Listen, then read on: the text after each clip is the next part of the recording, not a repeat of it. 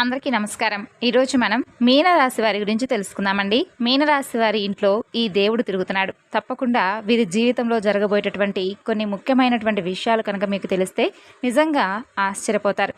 మరి ఇంతకీ మీనరాశి వారి ఇంట్లో ఏ దేవుడు తిరుగుతున్నాడు, అలాగే వీరికి ఆ దేవుడు ఏ విధమైనటువంటి సూచనలు తెలియపరచబోతున్నాడో తప్పకుండా తెలుసుకుందామండి. మరి మీనరాశి వారు ఎవరైతే ఇప్పుడే కొత్తగా మన ఛానల్ను చూస్తున్నారో దయచేసి ఛానల్ను సబ్స్క్రైబ్ చేసుకొని వీడియో మీకు నచ్చితే లైక్ చేసి సపోర్ట్ చేయడం మాత్రం మర్చిపోకండి. మరి ఆలస్యం చేయకుండా ఇప్పుడు మీనరాశి వారి గురించి తెలుసుకుందాం. అలాగే వీరు తప్పకుండా ఈ నెలలో మీరు మంచి మంచి శుభవార్తలు వినడమే కాకుండా ఊహించినటువంటి మార్పు మీ జీవితంలో తప్పకుండా చోటు చేసుకోబోతుంది. వీడియోని ఎక్కడా కూడా స్కిప్ చేయకుండా చివరి వరకు చూడండి. అప్పుడే మీకైతే పూర్తిగా అర్థమవుతుంది. అలాగే ఆ దేవత ఎవరు, అసలు ఆ దేవత మీ నుండి ఏం కోరుకుంటుంది, అలాగే ఆమె మీకు ఇచ్చేటటువంటి మంచి జీవితం ఏ విధంగా శుభవార్తలతో కూడి ఉన్నది, ఈ విషయాలన్నీ కూడా ఈరోజు ఈ వీడియోలో తెలుసుకుందాం.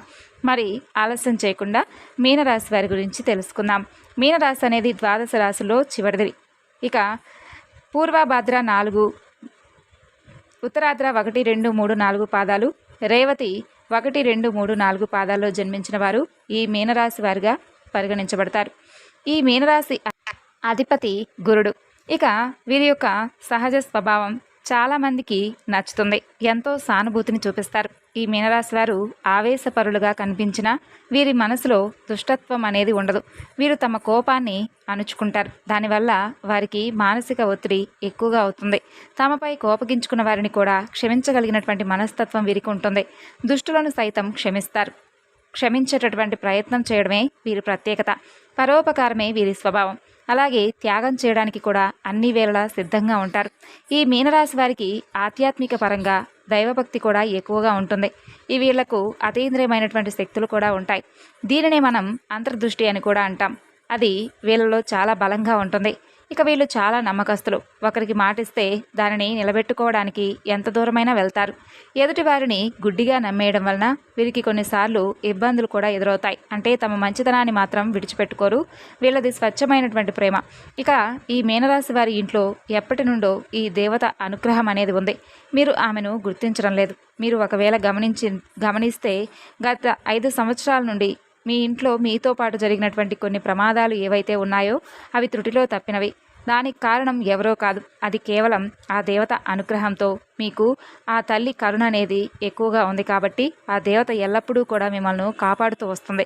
కాబట్టి కొన్ని పనులు అసలు మిమ్మల్ని కంప్లీట్గా ఇబ్బందులకు గురి చేసేటటువంటి సమయంలో కూడా మీరు త్రుటిలో తప్పించుకున్నారు. ప్రమాదాలు సైతం బయటపడ్డారు.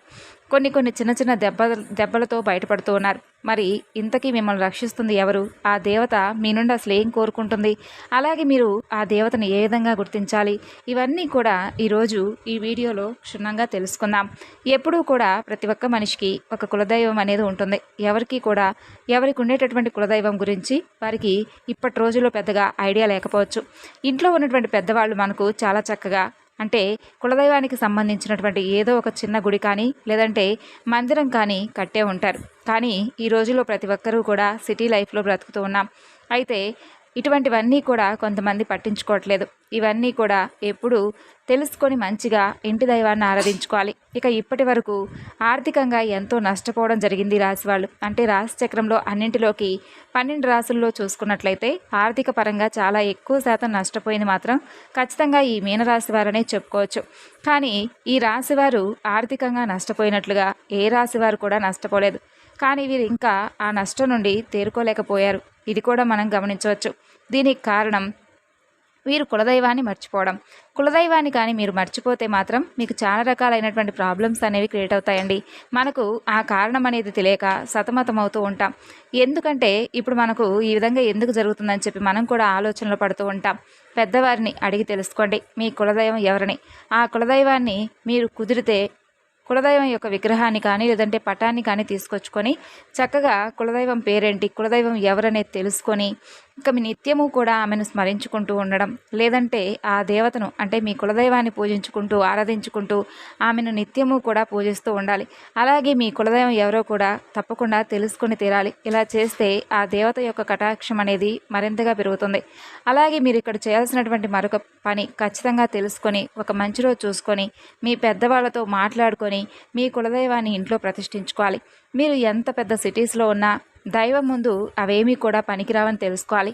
మనకి ఏది కూడా భగవంతుడి అనుగ్రహం లేనిదే మనం పొందలేం. కాబట్టి ఖచ్చితంగా మీనరాశి వారు ఆ భగవంతుడికి సంబంధించినటువంటి ఎటువంటి అంటే నెగ్లిజెన్స్ అసలు చేయడం మంచిది కాదండి. కాబట్టి కులదైవం గురించి పెద్దవాళ్ళను అడిగి ఖచ్చితంగా తెలుసుకోండి.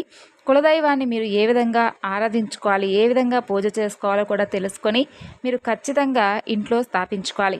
ఇక మీరు ఫస్ట్ చేయవలసినటువంటి పని ఏమిటంటే, మీరు ఏదైతే ఎక్కువ శాతంగా అంటే పక్క వాళ్ళని ఎక్కువగా నమ్మేస్తూ ఉంటారు కదా, ఆ పనిని కూడా వెంటనే తక్షణం మానేయాలి. ఎందుకంటే మీరు ఎప్పుడూ కూడా పక్క వాళ్ళను గుడ్డిగా నమ్మేస్తూ ఉంటారు. ప్రతి ఒక్క పనిని కూడా ప్రతి ఒక్క విషయాన్ని కూడా అంతా ఓపెన్గా చెప్పేసుకుంటూ ఉంటారు.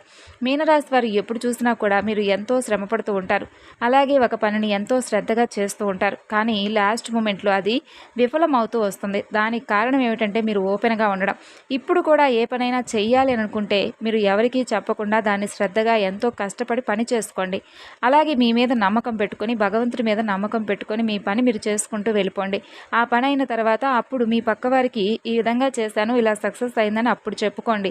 అప్పుడు ఎటువంటి ఆటంకాలు లేకుండా మీ పనికి ఎవరూ కూడా ఆటంకాలు సృష్టించకుండా ఉంటారు. లేదంటే మీరేదైనా ఒక పని చేస్తూ ఉంటారు, ఆ పనిని ఇలా చేస్తున్నామని ఎవరో ఒకరికి పక్క వాళ్ళకు చెప్తారు. ఆ పనిని వాళ్ళు కూడా మిమ్మల్ని చేయనీయకుండా అడ్డుపడుతూ ఉంటారు. కాబట్టి అలాంటప్పుడు మీకేంటంటే మీరు చేస్తున్నటువంటి పనిలో సక్సెస్ అనేది రాకుండా మీకు కొంచెం అడ్డుపడుతూ ఉంటారు ఆ వ్యక్తులు అనేవాళ్ళు. కాబట్టి మీ జీవితంలో ఇటువంటివి చాలా జరిగాయి. అయితే బాధపడవలసినటువంటి పని లేదండి. మీ గ్రహాల యొక్క పరిస్థితుల ప్రభావం మారబోతున్నాయి. మీరు పడినటువంటి కష్టానికి మంచి ప్రతిఫలం అయితే దక్కబోతుంది.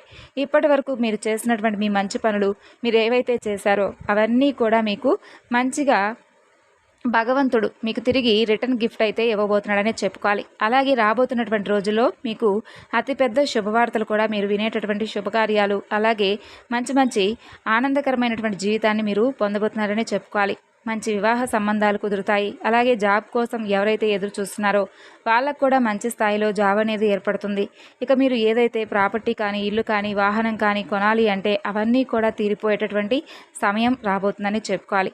అలాగే స్టూడెంట్స్ ఎవరైతే ఉన్నారో ఎంతో కష్టపడి చదువుకొని ఉంటారు, ఎగ్జామ్స్ అనేవి రాసుంటారు, అలాగే విదేశాల స్టడీస్ కోసం అప్రోచ్ అయ్యి ఉంటారు.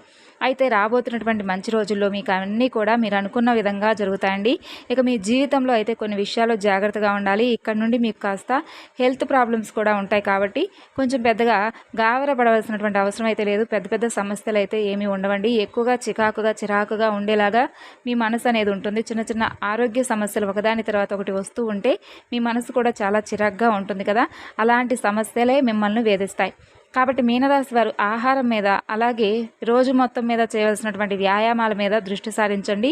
అలాగే మీరు కొంచెం కాన్సన్ట్రేషన్ అయితే తప్పకుండా హెల్త్ పరంగా చేసుకోవాలి. మీరు చెప్పిన విధంగా తప్పకుండా చేసుకుంటే సరిపోతుంది. ఇక మీ హెల్త్ కూడా చాలా ఆరోగ్యంగా ఉంటుంది.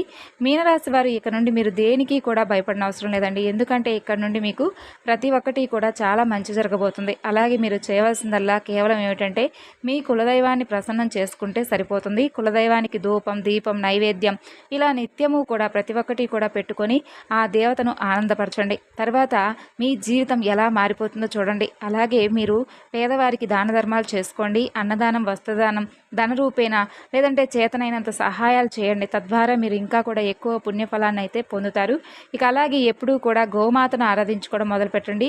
గోమాత అంటే తెలుసు కదండి, సకల దేవతా స్వరూపం. గోమాతను ఆరాధించడం వలన జీవితంలో ఎన్నో శుభ ఫలితాలు అయితే మీరు తప్పకుండా పొందుతారు. ఎందుకంటే సకల దేవతల యొక్క ఆశీర్వాదాలు మీకు తోడుగా ఉంటాయి. కాబట్టి మీనరాశి వారు నిత్యము కూడా ఇంట్లో దీపారాధన చేసుకోండి. ఇలా దీపం వెలిగించి భగవంతుని ప్రార్థించడం వలన కూడా మీ కోరికలు త్వరగా నెరవేరుతాయి.